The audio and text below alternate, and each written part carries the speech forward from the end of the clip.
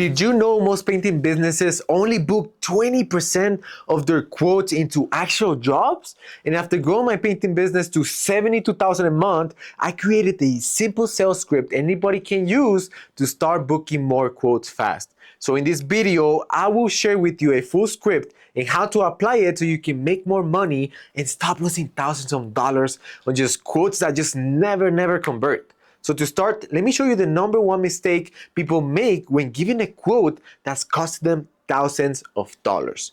So let's pretend for a second that you're meeting with a homeowner, all right, and he wants to paint his exterior. So he has an exterior home.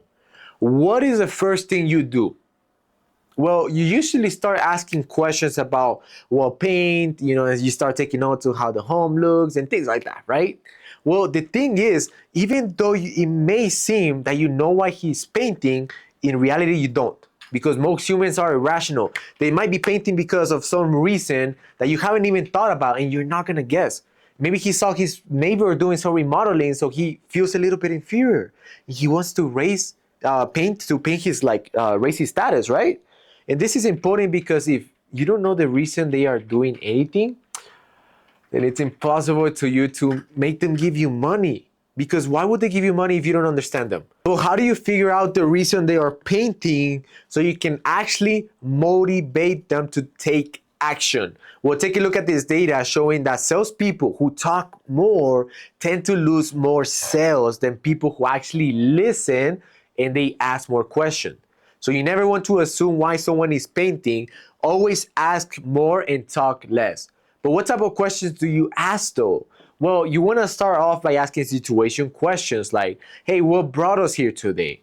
And then dig a little bit deeper. So instead of just talking to, taking their first answer as the final one, you want to do something called probing questions, in which you ask something like, how so you mean by that? Can you give me an example? And this reveals deeper answers and show you what really motivates them to take action.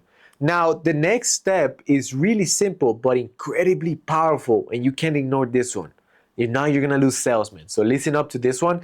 So when you're done asking situation questions, right? So this is situation, the homeowner is gonna have a better understanding on why he is painting, but it's still not enough for him to take action, all right?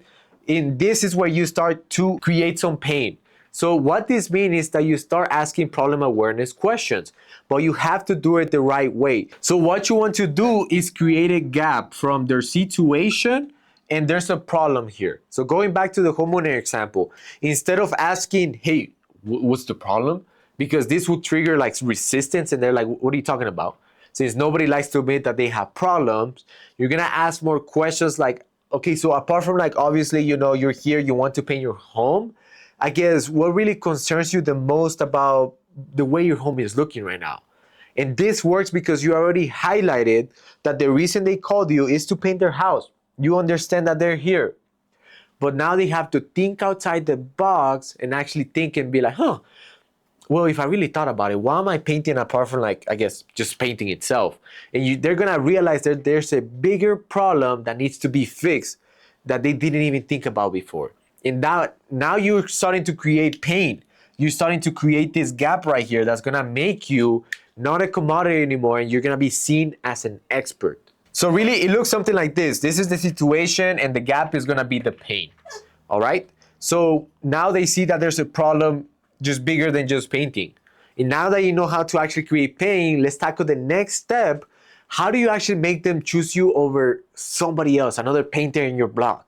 Even if he's cheaper, I'm gonna show you how to make homeowners pick you. So here's how I actually came about finding this out. So a quick story to emphasize this even more. So 2 years ago, when I was giving quotes, I wanted to make more money, right? So I started changing my sales script because everyone was saying to do so. But I failed multiple times until I finally clicked one day. What if I just homeowners what they want? And I started asking homeowners what I call solution awareness questions. And it just 10x my sales overnight. But how do you actually ask solution awareness questions, you might be wondering?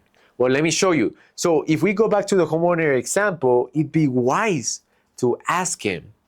I guess just so we're both on the same page, I like to ask, what would be the ideal painting project look like for you? just so I don't miss any details if we were to possibly do the painting project for you. Now, this question is very powerful because the homeowner is going to start saying things that he actually wants, and you can see what really matters most to him. So when you go about giving your presentation, like giving the quote, and we'll jump into that in a second, you can actually personalize it based on the answer that he gave you right there. So it's very powerful because he understands and he feels like, yeah, that guy Carlos, man, like he really understands what I want, and I trust him. And not only that, it makes them visualize what they actually want and how it feels to be there, because they're starting to think of the outcome. And so this stage right here is when you ask the solution, right? So this stage is the thing that creates the gap. So the situation, the gap slash the pain, right? They're starting to see a need for painting rather than just painting's sake, right? And they starting to visualize the end result, like the solution, how it's gonna feel to have that home, how awesome, and they're gonna tap into their emotions right here. So we tend to buy with emotions and we justify it with logic. So let me repeat that. We tend to buy with emotions, but we justify it logically. And so anything you have ever bought in, you bought because of an emotion. Even when you buy food, it's because you're hungry and it doesn't make you feel well, and so you want to eat, right? So it's the emotion, and then you justify it logically. Oh, well, I needed to eat anyways. If not, I would die. But we buy with emotions and then we justify logically. Now, this next step is one of the most important ones. So please pay attention to this one. So I was reading a book by Tony Robbins, who is one of the best motivational speakers, and it said, change happens when the pain of staying the same is greater than the pain of changing. And I realized that I wasn't selling enough homeowners because the pain of paying me to do the servers was greater than staying the same. So what you have to do is flip the pain. Flip the pain, right? So that the pain, and I'll show you right now actually. So usually if you don't do this right, if you don't, highlight the situation, create enough pain and make them visualize the solution, you're looking at something like this, all right? So you know the scale of balance? And so this is the scale of balance right here, all right? Most homeowners, the reason they say it's too expensive, I can't afford it, it's not the right timing, maybe later, it's because right here, the money is more painful than whatever pain you created right here. So whatever pain you created is not as important, it wasn't big enough for them to pay you money. And so what you have to do is flip the scale. So instead of, the money being here, the pain is greater, and so they have to give you money, because otherwise they're gonna just, they're gonna keep having this pain right here, and it'd be way cheaper and more affordable to just pay it. And let me give you some different examples. So they might pay it because they feel that if they don't invest in painting their home, maybe they're gonna have to pay more in the future, right? So a consequence. Maybe they're gonna have to replace some door or some fascia because they didn't prime it before, it started to get more deteriorated.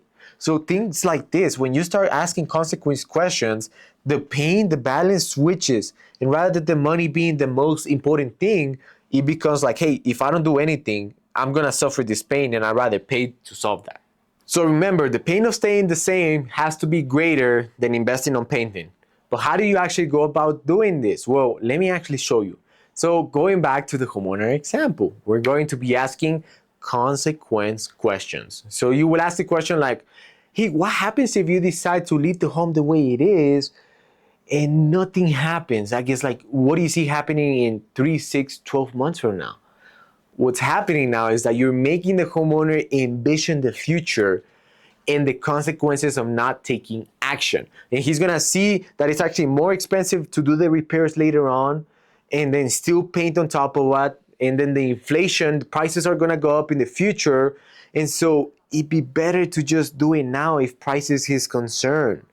So you see how that works?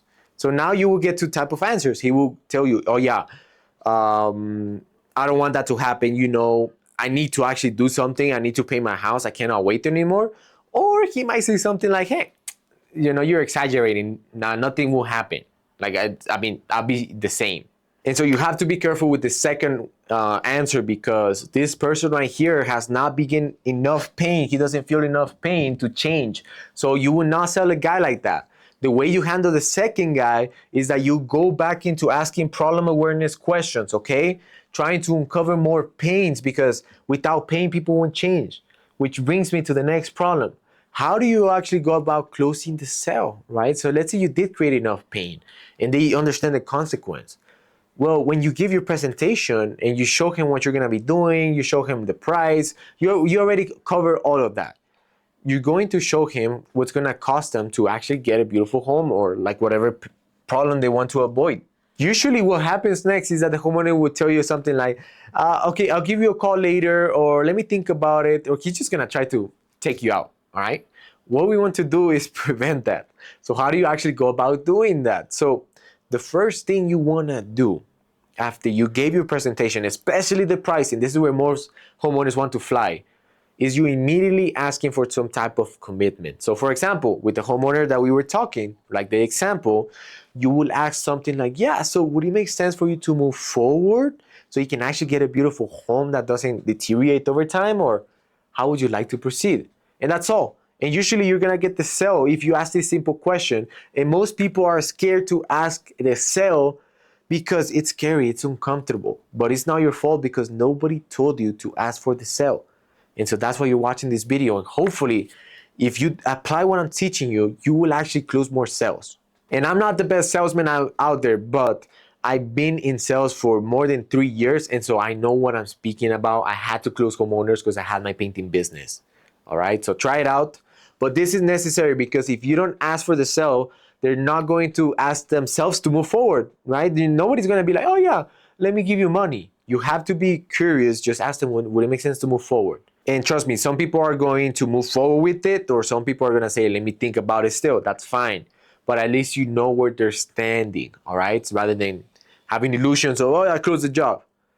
And the thing is, now that you know and you have the perfect sales script, that's going to help you book more jobs for sure. There's just one more thing that if you ignore, this whole thing is basically kind of useless, and that is how to handle objections. But that's just too long to actually tackle in this video, man. So watch this video next, where I'm going to give a deep dive into how to handle objections so you can close 10 times more of the jobs you book. So this is where we go about, let me think about it. Price is too much. You know, I don't want to move forward yet. I want to get 3 quotes. And so watch that one, because it's going to help you with this process. It's just, it will be too long of a video if I did it here. All right. So my name is Carlos. Go watch that video right here. Take care.